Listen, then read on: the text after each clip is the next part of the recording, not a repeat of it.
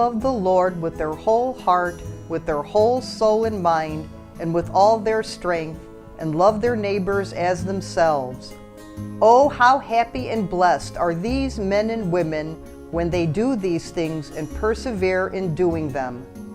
And may they keep those fragrant words of our Lord Jesus Christ in their mind and carry them out in a holy manner to the end, because they are spirit and life. Thus starts and ends the letter to the faithful that our seraphic Father Francis wrote, and which contains the basis for penitential spirituality. For this reason, it served as the first inspirational document for the Order of Brothers and Sisters of Penance, later known as Franciscan Third Order. In 1221, the Church gave the Memoriali Propositi as a rule to the Brothers and Sisters of Penance. It was approved by Pope Honorius III. This rule has been updated by the Church several times through the centuries to the treasure Secular Franciscans have today. In the 1228 version of Memoriali Propositi, we find precise guidelines: simplicity of dress, meat only 3 days a week, fasting on Fridays, Holy Communion 3 times a year, paying tithes and debts, reconciling with neighbors, being free of all suspicion of heresy, attending Mass together once a month, paying a monthly contribution for the sick and needy, attending funerals, visiting the sick, praying for all, making a will, not taking arms against anyone, which some historians believe helped bring an end to the Crusades. And finally, a woman needed the consent of her husband to join. In 1289, in the papal bull Supramontem, Pope Nicholas IV gives the Franciscan Third Order a revised rule of life for seculars living in their own homes called tertiaries. For the first time, it recognizes Francis as the founder of the Order of Penitents and gives the friars of the First Order responsibility for visitations and formation of the penitents. It follows the rule of 1221, but arranges things in a juridical order. This rule guided Third Order Franciscans for almost 7 centuries. Pope Leo XIII approved a new rule called Misericordias Dei Filius in 1883. It spells out what should and should not be done: monthly communion and confession, avoid extremes, avoid lewd shows, and recite the office of 12 Our Fathers and 12 Hail Marys. The order becomes more a devotional society than an order. The present rule was approved by Pope Paul VI on June 24, 1978, through his apostolic letter Seraphitas Patriarcha. This rule was designed to address the needs of the Church in changing times. It is composed of 3 chapters and 26 inspiring articles, which reflect more faithfully St. Francis's letter to the faithful. This rule clearly positions the Secular Franciscan Order as an equal member of the Franciscan family. Once again, it is recognized as an order, a way of life to which people of diverse conditions are called. The process of writing the rule of 1978 took some interesting twists and turns. In March of 1966, shortly after the conclusion of the Second Vatican Council, the Ministers General of the 4 Franciscan obediences gave their blessings to begin work on a new rule for the Third Order, as the Secular Franciscan Order was known at that time. They invited national fraternities to make suggestions as to the content of a new rule. Responses were forwarded to the Rule Project Commission in Assisi, an international council consisting of friars and church leaders, reviewed the responses and completed the first draft of the rule in 1968. They sent this draft to the national fraternities for critique. The responses were very negative. This would not be an easy process, but it reflected the fact that the members of the order understood in their hearts their charism even before the rule was finalized.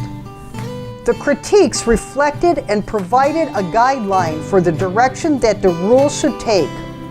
Listen to some of the comments about the first draft. Does not reflect people as they are now actually living in the world. Does not reflect meeting the needs of the world. The concept of Vatican II is absent. The ecumenical spirit is lacking. The eschatological view is blurred. Not enough stress is put on being secular. It deals too much with the rights and powers of the priests and does not mention the mutual responsibility of the first and third orders. Nothing is mentioned about the message and mission to the world. It does not envision the order as a community, but as an institution and organization. Francis's spirit is not expressed in the rule of life. Chapter 1 mentions the gospel as the tertiary's rule of life. After that, there are only moral regulations and invitations to devotional practices. Nothing is said about the need for continuous conversion. This draft is for a dying third order, not the third order of the future. Whew. This was not going well. Secular Franciscans knew what they wanted and weren't afraid to share their thoughts. In their hearts, they recognized their charism, their mission, their focus, and it had to be in the new rule. The Royal Commission met again in January 1969. At that meeting, they recognized that there were no Third Order members present. To correct this oversight, they invited Third Order leaders to participate in the next gathering, the Assisi Congress held in October of 1969. Allowing laypersons to participate in the writing of their rule was unprecedented. It would make a world of difference. Together, they produced 17 essential elements for a new rule. Live the gospel according to the spirit of St. Francis. Continual conversion. Live as brothers and sisters to all people and all creation. Live in communion with Christ. Follow the poor and crucified Christ. Share in the life and mission of the Church. Be instruments of peace. Have a life of prayer that is personal, communal, and liturgical. Be at the service of the less fortunate. Live in simplicity, humility, and minority. These elements were to become the essence of the new rule.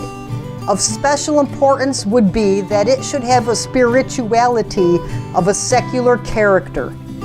With the new rule, the order would also have a new name, the Secular Franciscan Order. Blessed Paul VI signed the new rule in June of 1978, 12 years after the rule project began. The rule calls secular Franciscans to go from gospel to life and life to the gospel. Essential articles of the rule bring out the importance of the work of secular Franciscans for peace and justice, ecology, work, and family. The rule challenges secular Franciscans to interface with the world in which they live. It emphasizes the spirituality of secular Franciscans. To live the gospel, following Francis through daily conversion, in community, as seculars, united with all Franciscans around the world. To complete the treasure that we call the Secular Franciscan Rule of 1978, the exhortation of St. Francis to the brothers and sisters of penance was added as a prologue to the rule. A message our seraphic father, St. Francis, wrote to remind us of our roots and our mission. Finally, a rule written with and for secular Franciscans, a rule secular Franciscans can live and breathe every moment of every day. This treasure speaks to us, directs us, inspires us to live our Franciscan charism and to offer it to the world as a gift of love. Let us celebrate it with our lives.